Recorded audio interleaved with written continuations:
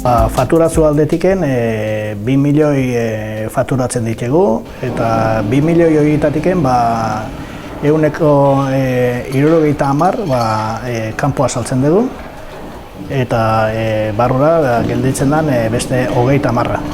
Eta kanpoa saltzen dugun horietatiken dauzkegu 30 estatu desberdinak, eta bati bat Europa izango ditzake gure merkatu importanteena, ehuneko 55ekin, eta gainerakoan Afrika aldea eta mundun zehar beste nazio txiki batzuta saltzen den. Bueno, nik esango nuke taldeko lana oso importantea dela, ekipo bezala lana egitea, eta bati bat klientei